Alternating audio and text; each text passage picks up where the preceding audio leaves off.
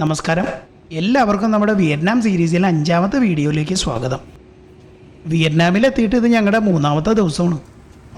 കൊച്ചിയിൽ നിന്ന് ഞങ്ങൾ ആദ്യം വന്നത് വിയറ്റ്നാമിലെ ഏറ്റവും വലിയ സിറ്റി ആയിട്ടുള്ള ഹോച്ചിമിൻ സിറ്റിയിലേക്കായിരുന്നു. കഴിഞ്ഞ 2 ദിവസം കൊണ്ട് ഹോച്ചിമിൻ സിറ്റിയിൽ അത്യാവശ്യം കുറച്ച് ടൂറിസ്റ്റ് അട്രാക്ഷൻസൊക്കെ ഞങ്ങൾ കണ്ടായിരുന്നു. ഇന്ന് ഞങ്ങൾ ഹോച്ചിമിൻ സിറ്റിയിൽ നിന്ന് വിയറ്റ്നാമിലെ മറ്റൊരു സ്ഥലമായിട്ടുള്ള ഡനാങ്ങിലേക്കാണ് പോണത്. രാവിലെ 7 മണിക്കുള്ളൊരു വിയറ്റ് ജെറ്റിൻ്റെ ഫ്ലൈറ്റാണ് ഞങ്ങൾ ബുക്ക് ചെയ്തേക്കുന്നത്. അതുകൊണ്ട് തന്നെ ഞങ്ങൾ നേരം വെളുക്കണേക്കാളും മുമ്പ് ഹോട്ടലിൽ ചെക്കൗട്ട് ചെയ്തിട്ട് ഒരു ടാക്സിയും വിളിച്ച് എയർപോർട്ടിലേക്ക് ഇപ്പോൾ പോയിക്കൊണ്ടിരിക്കുകയാണ്. ഇവിടുത്തെ സമയം ഇപ്പോൾ ഏകദേശം 5:30 കഴിഞ്ഞിട്ടുള്ളൂ. നമ്മുടെ നാട്ടിലെ സമയം വെച്ച് നോക്കിക്കഴിഞ്ഞ് കഴിഞ്ഞാൽ 1.5 മണിക്കൂർ മുന്നിലാണ് വിയറ്റ്നാമീസ് സമയം.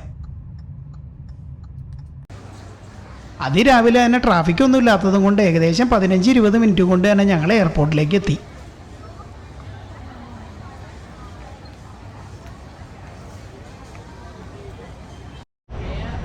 ചെക്കിനും സെക്യൂരിറ്റി ചെക്കൊക്കെ കഴിഞ്ഞ് അധികം കാത്തിരിക്കണേക്കാളും മുമ്പ് ഞങ്ങളുടെ ഫ്ലൈറ്റിൻ്റെ ബോർഡിംഗ് തുടങ്ങി.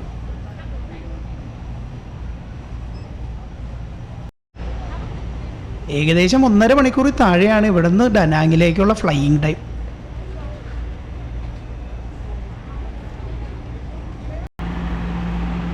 ഈ ഡനാങ് എന്ന് പറഞ്ഞ സ്ഥലം വിയറ്റ്നാമിലെ മെയിൻ ആയിട്ടുള്ളൊരു ടൂറിസ്റ്റ് ഡെസ്റ്റിനേഷനാണ്. ഫ്ലൈറ്റിൽ കാര്യമായിട്ടുള്ള തിരക്കൊന്നുമില്ല. കുറേയധികം സീറ്റുകളാണ് വെറുതെ ഒഴിഞ്ഞിടക്കുന്നത്. ഹോച്ചിമിൻ സിറ്റി വിട്ട് ഫ്ലൈറ്റ് കുറച്ചു നേരം പറന്നു കഴിഞ്ഞ് കഴിഞ്ഞപ്പോഴേക്കും മലകളും പച്ചപ്പൊക്കെ കണ്ടു തുടങ്ങി.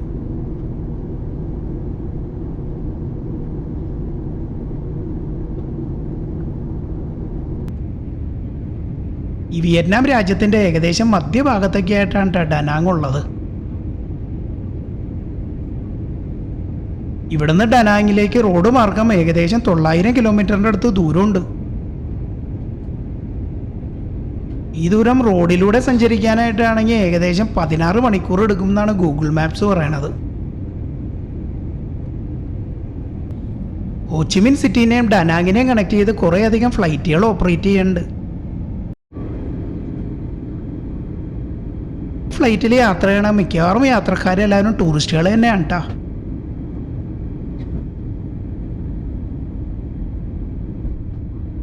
കുറച്ച് നേരത്തെ ഡനാങ്ങിലേക്ക് എത്തിക്കഴിഞ്ഞ് കഴിഞ്ഞാൽ ഇന്നത്തെ ദിവസം ഞങ്ങൾക്ക് യാത്രയ്ക്ക് വേണ്ടി മാറ്റി വെക്കാണ്ട് കുറച്ച് നേരം ഡനാങ് എക്സ്പ്ലോർ ചെയ്യാലോ എന്ന് വിചാരിച്ചാണ് നേരത്തെയുള്ള ഫ്ലൈറ്റ് എടുത്തത്.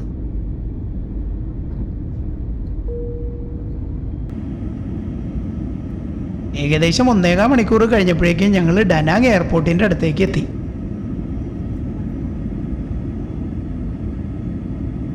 ഡനാങ്ങിൻ്റെ മേലിലേക്ക് എത്തിയതോടുകൂടി നല്ല ഭംഗിയുള്ള കാഴ്ചകളാണ് താഴെ കാണാൻ പറ്റണത്.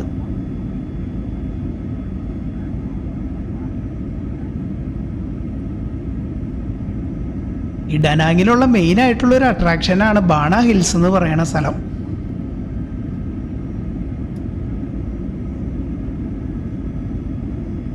നിങ്ങളിൽ പലരും ഇൻസ്റ്റാഗ്രാമിൽ ഫോഗിൻ്റെ ഇടയിൽ പൊന്തിയിരിക്കണ വലിയ കോൺക്രീറ്റിൻ്റെ കയ്യും അതിനോട് ചേർന്നുള്ളൊരു പാലത്തിൻ്റെ ഒക്കെ ഫോട്ടോ കണ്ടിട്ടുണ്ടാവും.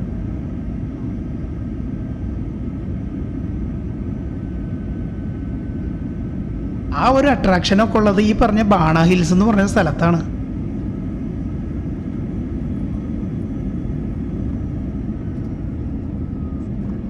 ഏകദേശം 8:30 ആയപ്പോഴേക്കും ഞങ്ങളുടെ ഫ്ലൈറ്റ് എയർപോർട്ടിൽ ലാൻഡ് ചെയ്തു. എയർപോർട്ടിൽ നിന്ന് പുറത്തേക്ക് ഇറങ്ങി ഞങ്ങളൊരു ടാക്സി വിളിച്ചിട്ട് ഞങ്ങളിവിടെ ബുക്ക് ചെയ്തേക്കണ ഹോട്ടലിലേക്കാണ് ആദ്യം പോണത്. ഹോച്ചിമിൻ സിറ്റീനെ വെച്ച് താരതമ്യം ചെയ്ത് നോക്കുമ്പോൾ ഒരു രീതിയിലുള്ള തിരക്കില്ലാത്തൊരു സിറ്റിയാണിത്. ഹോച്ചിമിൻ സിറ്റിയിൽ രാവിലെ 8:30 ആവണതോടുകൂടി അത്യാവശ്യം നന്നായിട്ട് ട്രാഫിക്കാവും. വിയറ്റ്നാമിലെ 5ാമത്തെ വലിയ സിറ്റിയാണ് കേട്ടോ ഡനാങ്. ഏകദേശം 12 ലക്ഷത്തിന് മേലിലാണ് ഇവിടുത്തെ പോപ്പുലേഷൻ. സെൻട്രൽ വിയറ്റ്നാമിലെ ഒരു ഇൻഡസ്ട്രിയൽ ഏരിയയും കൂടിയാണ് കേട്ടോ ഈ ഒരു സിറ്റി.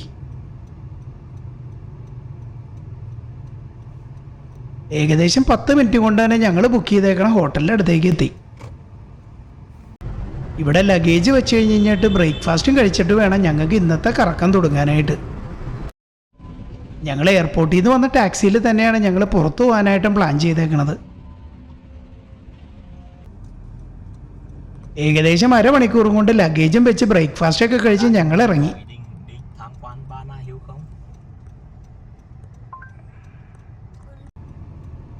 ഡനാങ്ങിലെ പോപ്പുലർ ആയിട്ടുള്ള ലാൻഡ്മാർക്കായിട്ടുള്ള ഡ്രാഗൺ ബ്രിഡ്ജിനോട് ചേർന്നാണ് ഞങ്ങൾ ഹോട്ടൽ ബുക്ക് ചെയ്തേക്കുന്നത്.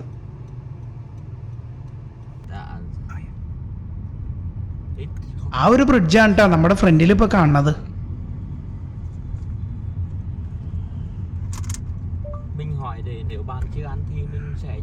666 മീറ്റർ ദൂരമുള്ള ഈ പാലം പണി പൂർത്തിയായത് 2013 മാർച്ചിലാണ്.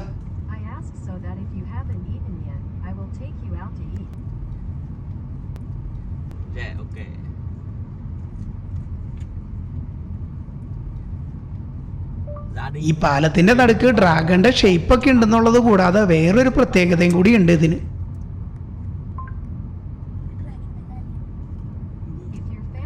എല്ലാ വീക്കെൻഡ്സിലും ഈ പാലത്തുമ്പോൾ ഒരു ഷോ നടക്കാറുണ്ട്.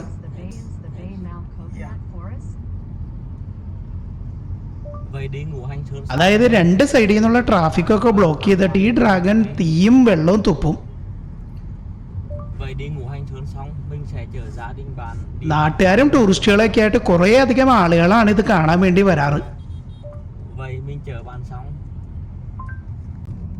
ഡ്രാഗൺ ബ്രിഡ്ജിനോട് അടുത്ത് തന്നെയുള്ള ഇവിടുത്തെ മെയിൻ ബീച്ചായിട്ടുള്ള മൈക്കി ബീച്ചിൻ്റെ അടുത്തേക്കാണ് നമ്മളിപ്പോൾ എത്തിയേക്കുന്നത്.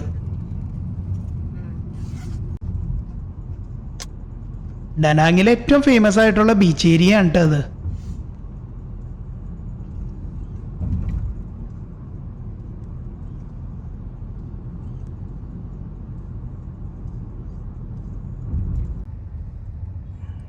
കുറേയധികം ഹോട്ടലുകളും അപ്പാർട്ട്മെന്റ്സും എല്ലാം നമുക്ക് ഈ പരിസരത്ത് കാണാൻ പറ്റും.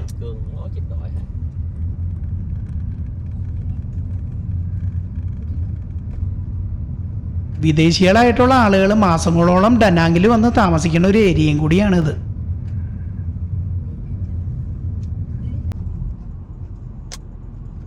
ഇവിടുത്തെ ഒരു അട്രാക്ഷനായിട്ടുള്ള മാർബിൾ മൗണ്ടൻ കാണാനായിട്ടാണ് നമ്മൾ ആദ്യം പോണത്.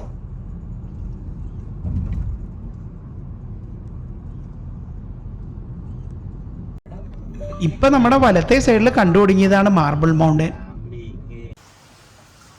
വഴിയിൽ മാർബിൾ വെച്ച് ശില്പങ്ങൾ ഉണ്ടാക്കി വെച്ചേക്കണ ഒരു കട കണ്ടപ്പോൾ ഞങ്ങൾ അതിൻ്റെ അകത്തേക്ക് ഒന്ന് കയറി.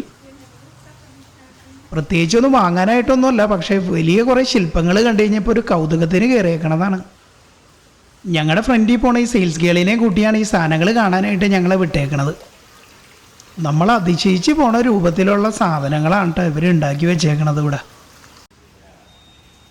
ഈ പരിസരത്തായിട്ട് ക്രിസ്ത്യൻസ് ആരാധിക്കണ യേശുക്രിസ്തുവിൻ്റെയും മാതാവിൻ്റെയും ഔസേപിതാവിൻ്റെയും ഒക്കെ കുറേയധികം ശില്പങ്ങൾ ഉണ്ടാക്കി വെച്ചിട്ടുണ്ട്. ചൈനീസ് ദൈവങ്ങളുടെ കുറേ ശില്പങ്ങളാണ് ഈ പരിസരത്ത് കാണുന്നത്. ദൈവങ്ങൾ മാത്രമല്ല കേട്ടോ, കുറേയധികം മൃഗങ്ങളും അതുപോലെ തന്നെ പല ഡിസൈനുകളെല്ലാം ഇവർ ഉണ്ടാക്കി വെച്ചിട്ടുണ്ട്. അത്യാവശ്യം ഒരു ആൾപ്പൊക്കം വലിപ്പമുള്ള ശില്പങ്ങളാണ് ഈ പരിസരത്ത് ഡിസ്പ്ലേ ചെയ്തേക്കണതിൽ മിക്കതും. ഒന്നും വാങ്ങാനായിട്ടല്ല ഞങ്ങളിവിടെ കയറിയതെന്ന് സെയിൽസ് ഗേളിൻ്റെ അടുത്ത് പറഞ്ഞു കഴിഞ്ഞപ്പോൾ കൊണ്ടുപോകാൻ ബുദ്ധിമുട്ടാണെങ്കിൽ ഷിപ്പ് ചെയ്യാന്നൊക്കെ പറഞ്ഞുകൊണ്ട് പുള്ളിക്കാരി ഫ്രണ്ടിൽ നടക്കുന്നുണ്ട്.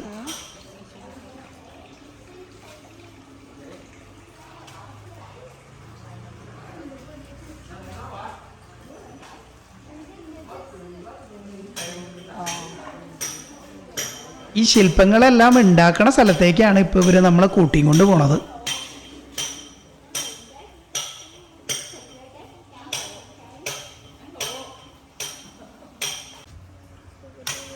ഇവിടെ ഇവരുടെ ഒരു ശില്പി സിംഹത്തിൻ്റെ രൂപം ഉണ്ടാക്കണ തിരക്കിലാണ്.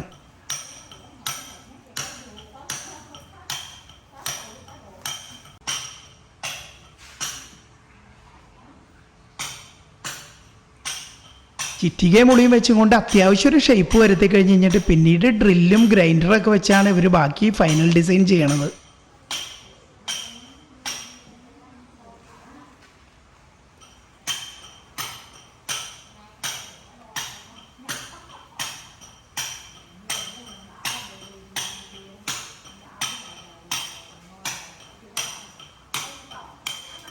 രണ്ട് സ്ത്രീകൾ ഇവിടെ അടുത്ത് തന്നെ ഇരുന്നു കൊണ്ട് ഇത് പോളിഷ് ചെയ്തും കൊണ്ട് ഇരിക്കുന്നുണ്ട്.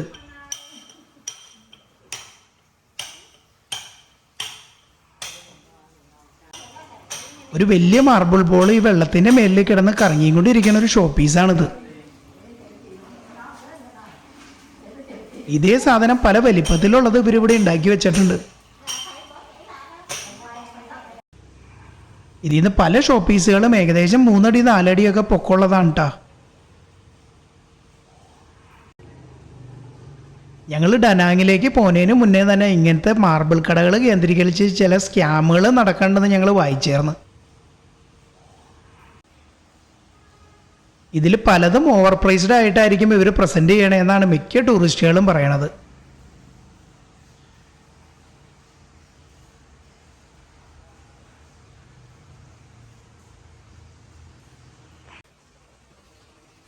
ജ്വല്ലറി ഐറ്റംസും അതുപോലെ തന്നെ ചെറിയ സോവിനിയേഴ്സൊക്കെ ഉള്ളൊരു ഏരിയയിലേക്കാണ് ഇപ്പോൾ സെയിൽസ് ഗേൾ ഞങ്ങളെ കൂട്ടിക്കൊണ്ട് പോണത്. ഇതാണെന്ന് തോന്നിട്ട് ഇവരുടെ മെയിനായിട്ടുള്ള ബിസിനസ് പരിപാടി. ടൂറിസ്റ്റുകൾ ആരും വലിയ സാധനങ്ങളൊന്നും എടുക്കാൻ വഴിയില്ല. അപ്പം പിന്നെ ചെറുതുമ്മ പിടിപ്പിക്കാനായിട്ടുള്ള പരിപാടിയാണെന്ന് തോന്നണം. നേരത്തെ പുറത്ത് കണ്ട മിക്കവാറും എല്ലാ സാധനങ്ങളുടെയും മിനിയേച്ചർ രൂപങ്ങളാണ് ഇവിടെ ഡിസ്പ്ലേ ചെയ്തേക്കുന്നത്. കുറേയധികം ബുദ്ധൻ്റെ പ്രതിമകൾ ഇതിൻ്റെ അകത്ത് ഉണ്ടാക്കി വെച്ചിട്ടുണ്ട്. ഈ ഒരു ഏരിയ ടൂറിസ്റ്റുകളെ മാത്രം മുന്നിൽ കണ്ടാണ് ഇവർ സെറ്റ് ചെയ്തേക്കുന്നത്.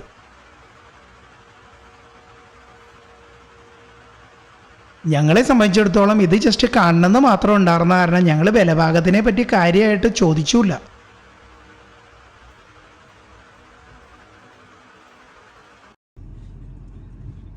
ഏകദേശം അരമണിക്കൂർ സമയമെടുത്ത് ഞങ്ങൾ മാർബിൾ ഷോപ്പിൽ ചിലവഴിച്ച്.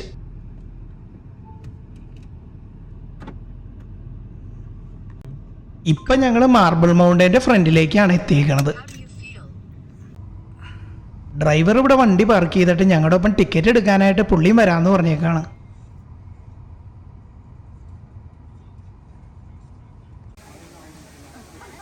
ടൂറിസ്റ്റുകൾക്ക് ഇതിൻ്റെ മേലിലേക്ക് നടന്നോ അല്ലെങ്കിൽ ലിഫ്റ്റ് വഴിയോ കയറാനായിട്ടുള്ള ഓപ്ഷൻസ് ഉണ്ട്. ഈ കാണുന്ന ലിഫ്റ്റാണ് മലയുടെ മേലിലേക്ക് ഓപ്പറേറ്റ് ചെയ്യണത്.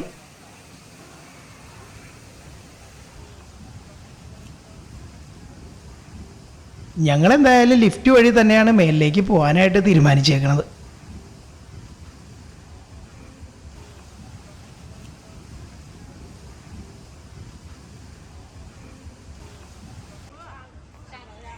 നേരെ കാണുന്ന ടിക്കറ്റ് കൗണ്ടറിൽ നിന്ന് ടിക്കറ്റ് എടുത്തിട്ട് വേണം ഞങ്ങൾക്ക് മാർബിൾ മൗണ്ടൻ്റെ മേലിലേക്ക് കയറാനായിട്ട്.